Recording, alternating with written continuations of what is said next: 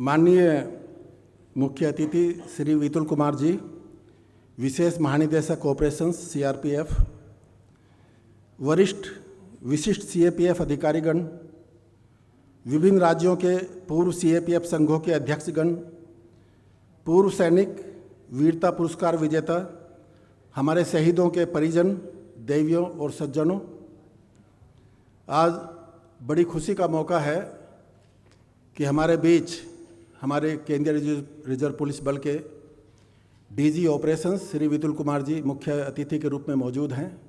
साथ ही हमारे मनोबल बढ़ाने के लिए पहली बार बहुत शॉर्ट नोटिस पे हमारे जो सेवारत अधिकारी हैं, Shri Kishore Prasad DIG new Delhi, Shri Surendra Mehra ji commandant 5th battalion, Shri Narendra Pal ji commandant 27 battalion, Shri Naveen Kumar ji commandant 122 battalion और श्री राजीव कुमार कमांडेंट भी हमारे बीच में उपस्थित हैं। पहली बार सेवारत और सेवानिवृत्त कार्मिकों का ये जो समागम है, ये हमारे लिए रिटायर्ड कार्मिकों के लिए और हमारे पूरे बल के लिए, जो हमारे रिटायर्ड लोगों का समूह है, उनके लिए बहुत ही उत्साहवर्धक है।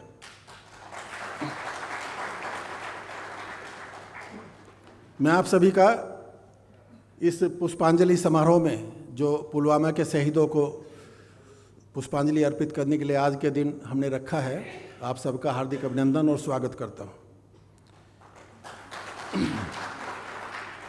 मुझे अत्यंत गर्व और सम्मान के साथ हमारे माननीय मुख्य अतिथि श्री वितुल कुमार जी, विशेष महानिदेशक ऑपरेशंस, केंद्रीय रिजर्व पुलिस बल का हार्दिक स्वागत करने का सौभाग्य प्राप्त हो रहा है।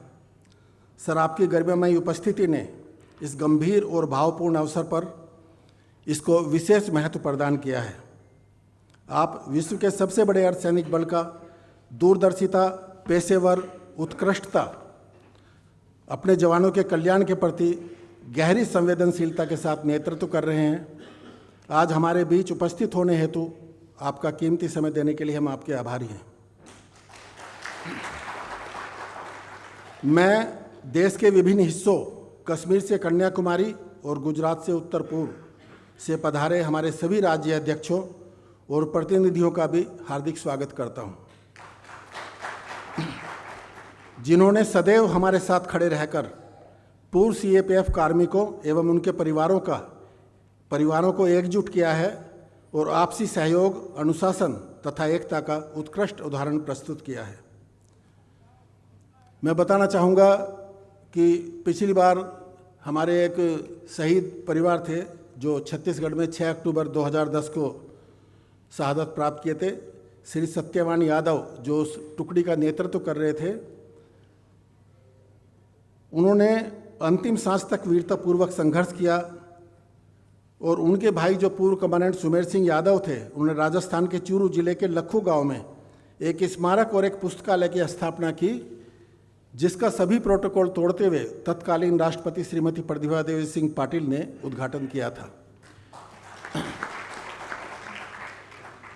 साथ ही आज विभिन्न राज्यों से यहाँ पधारी हमारी वीरांगनाओं का भी मैं अभिनंदन करता हूँ, जो हमारे शहीदों की स्मृति को नमन करने और एकता एवं त्याग के हमारे संकल्प को सुदृढ़ करने आई हैं। आज हम राष्ट्रभक्ति की उच्चतम जीवंत मिसाल तिरंगा साड़ी में हमारे बीच उपस्थित इन वीरांगनाओं को इनके अभूतपूर्व त्याग और समर्पणपूर्ण जीवन के लिए नमन करता हूं। ये जो आप देख रहे हैं, ये देश के भिन्न भिन्न राज्यों से, गुजरात, राजस्थान और सभी जो हमारे वीर कार्मिक हैं, वो सब वीरांगनाएं यहाँ मौजूद हैं। अभी पिछले कुछ दिन पहले हम लोग राजस्थान में गए थे, रामचंद्र सुंडा जी हमारे अध्यक्ष यहाँ मौजूद हैं। तो वहाँ 40 साल के बाद एक जवान थे, उनके पड़ पोते ने, मनकोरी देवी उनका नाम था, और कमला देवी भी आई हुई हैं, जो जिनके प्रोग्राम में हम जरेठी गांव में गए थे, ये हैं, और ये बीएसएफ की वीरांगना हैं। और क्या उसका शहीद का मूर्ति का अवलोकन, एक जिम का उद्घाटन और एक फुटबॉल मैदान का उद्घाटन, एक लाइब्रेरी का उद्घाटन, इतना बड़ा कार्यक्रम किया जहाँ 1000 लोगों को इन्होंने खाने का बंदोबस्त किया। और इनकी बेटी अभी यहाँ आई स्पेशलिस्ट है सफदरजंग अस्पताल में। तो जब हम अपने परिवारों से, शहीद परिवारों से मिलते हैं तो हमें बहुत अच्छा लगता है। और मैं ये आश्वस्त कराना चाहता हूँ कि न केवल सीआरपीएफ बल्कि संपूर्ण सीएपीएफ और राष्ट्र हमेशा आपके साथ खड़ा है। हम केवल सीएपीएफ ही नहीं, समस्त सीएपीएफ का एक मजबूत परिवार है जो सीमाओं की सुरक्षा के साथ साथ आंतरिक खतरों से राष्ट्र की रक्षा में उल्लेखनीय योगदान दे रहे हैं। माननीय केंद्रीय गृह मंत्री श्री अमित शाह जी ने मार्च 26 तक देश को नक्सल हिंसा से मुक्त करने का लक्ष्य निर्धारित किया है और इसको साकार करने के लिए हमारे बलों ने सर्वोच्च बलिदान दिए हैं। अभी एक हमारे पुलवामा के शहीद थे कौशल कुमार, ममता देवी पता नहीं आ पाई है कि नहीं, तो उनके बेटे की शादी थी परसों और हमारे एसोसिएशन के काफ़ी लोग उस शादी में शामिल हुए। उन्होंने फ़ोटो शेयर किए, तब मुझे पता चला कि उनका जो आगरा में पहले थी उनको पैसा नहीं मिला था रिटायरमेंट के बाद, ये शहादत के बाद। तो हमारे लोग राणा जी और ये सब लोग जो रणबीर सिंह ये वहाँ पहुँचे आगरा में और 24 घंटे के अंदर कलेक्टर साहब ने 68 लाख रुपए का चेक इनको दिया। आज उनका एक बेटा पायलट है, एक बेटी डॉक्टर है और तीसरा वो एमबीए कर रही है। और उनको उत्तर प्रदेश सरकार ने एक 3 BHK फ्लैट भी दिया है।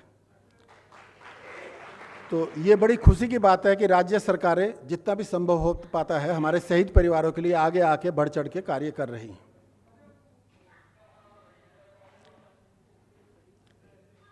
वर्ष 2019 में आज ही के दिन जम्मू कश्मीर के पुलवामा में एक कायरतापूर्ण आतंकी हमले में सीआरपीएफ के काफिले को निशाना बनाया गया था, जिसमें हमारे 4 वीर जवानों ने सर्वोच्च बलिदान दिया था। वे विभिन्न राज्यों, पंथों और संस्कृतियों से थे, परंतु वे हमारे गौरवशाली सीएपीएफ और महान राष्ट्र के अभिन्न अंग थे। उनकी याद में देश के युवा 14 फरवरी को आज के दिन वैलेंटाइन डे के रूप में मनाने के बजाय शहीद दिवस के रूप में अगर याद करें तो ये उनको एक अच्छी श्रद्धांजलि होगी, जिससे हमारे शहीद साथियों की आत्माओं को शांति और गर्व की अनुभूति हो। उन शहीद नायकों को स्मरण करते समय शब्द कम पड़ जाते हैं। वे केवल वर्दीधारी सैनिक नहीं थे, वे पुत्र, पति, पिता और भाई थे, जिन्होंने बिना किसी संकोच के कर्तव्य के आह्वान स्वीकार किया और आतंक और राष्ट्र के बीच एक ढाल बनकर खड़े होकर भारतीय एकता, अखंडता और संप्रभुता के लिए अपने प्राण न्यौछावर कर दिए। आज हम उन शहीदों की पावन स्मृति में नतमस्तक हैं। उनका साहस, अनुशासन और निस्वार्थ सेवा आने वाली पीढ़ियों के जवानों और नागरिकों को निरंतर प्रेरित करती रहेगी। उनके द्वारा बहाया गया रक्त आतंकवाद के सभी रूपों के विरुद्ध राष्ट्र के संकल्प को और अधिक दृढ़ करता है। इस अवसर पर हम शहीदों के परिजनों के प्रति अपनी गहन श्रद्धा और हार्दिक कृतज्ञता भी व्यक्त करते हैं। आपका त्याग अतुलनीय है और आपका साहस अनुपम है। राष्ट्र आपके साथ केवल शब्दों में ही नहीं बल्कि भावना और उत्तरदायित्व के साथ खड़ा है। सर, आपके ऑपरेशनल नेतृत्व में सीआरपीएफ ने नई ऊंचाइयों को छुआ है और नई चुनौतियों के अनुरूप स्वयं को ढालते हुए अपनी गौरवशाली परंपराओं को निरंतर सुदृढ़ किया है। चाहे वह आतंकवाद रोधी अभियान हो, आंतरिक सुरक्षा हो, आपदा प्रबंधन हो या अंतर्राष्ट्रीय शांति मिशन हो, बल ने सदैव अद्वितीय पेशेवर क्षमता और वीरता का परिचय दिया है। आपके मार्गदर्शन से जवानों का मनोबल और अधिक ऊंचा हुआ है तथा सेवा और बलिदान की भावना और सुदृढ़ हुई है।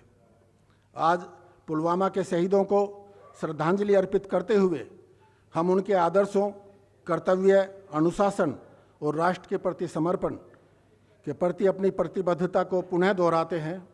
उनका बलिदान कभी भुलाया नहीं जाएगा और उनकी विरासत हमें सेवा के मार्ग पर सदैव मार्गदर्शन देती रहेगी। आज मैं देख रहा था मॉर्निंग में, जैसे ही फ़ोन खोला, पूरे भारतवर्ष से अलग अलग रूप में पुलवामा के शहीदों को श्रद्धांजलि अर्पित की है। कितने तरीके से लोगों ने कहीं मोमबत्ती जला के, कहीं ब्लैक डे बोल के, कहीं बहुत तरह तरह के, पूरा देश इस पुलवामा जो हमला था उससे हमारे जो CAPF के या अर्धसैनिक बल है उनकी एक अलग ही पहचान हुई है। शहादत तो बल ने बहुत पहले दी, इससे ज़्यादा लोग हमारे 6 अप्रैल 2010 को मारे गए थे, लेकिन पुलवामा का जो अटैक था इससे राष्ट्र भर में एक नई चेतना पैदा हुई और लोगों को ये पता चला कि ये बल भी अपना देश की अखंडता और संप्रभुता के लिए इतना बड़ा बलिदान देते हैं। एक बार पुनः सर, आपकी गरिमामयी उपस्थिति से हम अत्यंत गौरवान्वित हैं। यहाँ उपस्थित सभी की ओर से मैं आपका हार्दिक स्वागत करता हूँ और इस कार्यक्रम की पूर्ण सफलता की कामना करता हूँ। जय हिंद।